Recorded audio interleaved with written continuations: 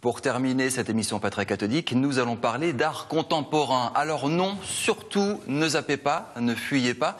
Ça va être passionnant le week-end prochain à Strasbourg. Le Centre d'art dramatique d'Alsace et le TJP organise du 22 au 24 mars un grand week-end croire ou deviner. Des artistes venus d'un petit peu de toute l'Europe, essentiellement français et allemands, vont présenter des œuvres contemporaine. Vous allez être impliqué dans les spectacles Toucher un nouvel art. J'ai invité pour vous 2 personnes ce soir qui vont parler un petit peu de ce que vous verrez le week-end prochain. Bonjour Aude. Bonjour. Vous représentez le musée Vaudou de Strasbourg qui ouvrira au mois d'octobre. En avant-première, on va découvrir les conférences et les objets que vous présenterez, les photos que vous présenterez le week-end prochain. Et à côté de vous, Michael. Bonjour Michael. Bonjour. Groupe N+1, un groupe très particulier. Vous utilisez les mathématiques, vous utilisez les sciences, vous faites un mélange d'art et de sciences pour intéresser, faire participer les téléspectateurs. On va en parler avec vous. Je vais commencer d'abord, honneur aux dames, avec vous. Aude, ce musée Vaudou à Strasbourg, c'est extrêmement intriguant. Vous avez apparemment plus de 800 pièces. Il va ouvrir au mois d'octobre. Et le week-end prochain, on va en avoir en avant-goût avec Bernard Muller, patron du musée, c'est ça? Oui, c'est assez inédit parce que 800 objets vaudous en Alsace, on s'y attend pas et cette pratique est mal connue et surtout il y a plein de croyances en France ici autour de cette pratique. Qu'est-ce que c'est que le vaudou? C'est quoi le vaudou? Alors, on est dans du rite religieux? On peut parler de religion, plus que ça, parce que la religion c'est quand même un terme assez connoté. On va plutôt parler de pratique et de philosophie, c'est-à-dire comment est-ce le monde marche, pour reprendre un peu les termes peut-être de N+1. C'est il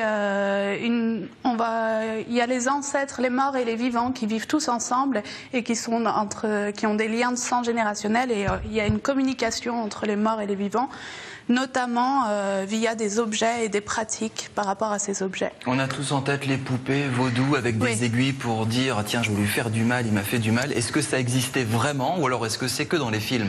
Alors ça existe, mais on ne va pas vraiment appeler ça poupée vaudou, c'est-à-dire que c'est une statuette en bois sur lequel on rajoute du matériel type de la terre, des fils, peut-être des clous, même souvent des clous, c'est vrai, mais ce ne sera pas pour faire du mal, ce sera pour communiquer. Ça symbolise pas la personne en face et on n'arrive pas à lui faire avoir un arrêt cardiaque Non, pas du tout. Il y a des messages qui sont transmis, il y a des choses qui sont faites, mais c'est pas du tout dirigé contre une personne et c'est plutôt pour améliorer la vie des individus que le contraire, comme toute religion. Ce sera présenté le week-end prochain, on va y revenir, Aude. J'aime bien, Michael, le parallèle qu'elle a fait. Vous essayez de comprendre comment ça marche à travers vos spectacles, c'est ça? Comprendre ce qui se passe dans la tête. Oui, c'est ça, oui.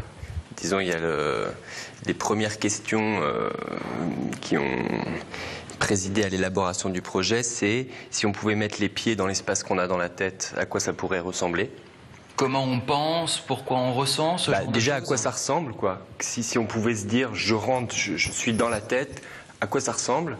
Et puis la deuxième question, c'est effectivement comment ça marche dans la tête quand... là, en l'occurrence, quand on croit ou quand on devine par rapport au week-end prochain. Là, on est sur du sensoriel, vous l'avez dit, en préparant un petit peu l'émission, on est sur du cognitif. Comment on arrive à rendre ça concret dans un spectacle face à des dizaines de personnes?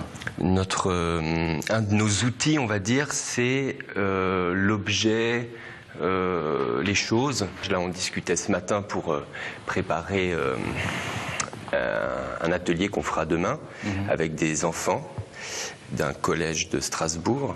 On discutait des images qu'on pouvait leur donner pour parler de l'intérieur de la tête. Donc on leur disait si c'était comme un paysage, si c'était comme un appartement, par exemple, pour prendre l'image de l'appartement, c'est si l'intérieur de la tête c'est comme un appartement, qu'est-ce que, par exemple, si on travaille sur croire, est-ce que c'est quelle partie de l'appartement, c'est quel meuble, c'est quelle pièce?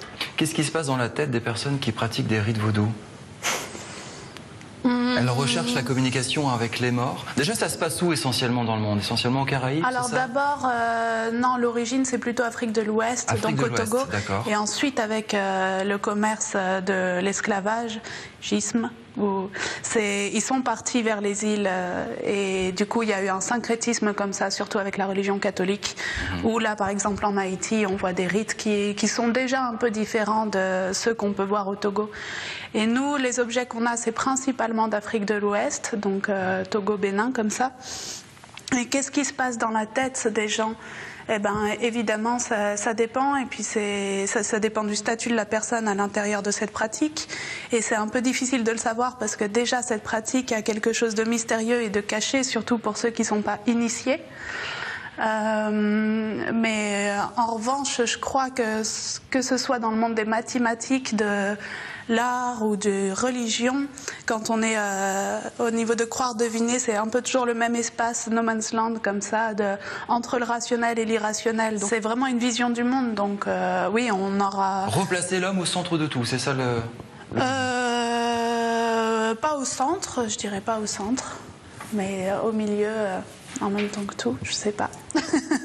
C'est le week-end Croire ou Deviner, 22, 23, 24 mars à Strasbourg, où beaucoup d'artistes et de l'art contemporain. Allez-y, plongez là-dedans, découvrez un petit peu les créations, découvrez un petit peu les œuvres de tous ces artistes. Beaucoup d'artistes allemands seront présents. Merci beaucoup de nous avoir partagé un petit peu ce qu'il y a dans votre tête, justement. Patrick Catodic se termine.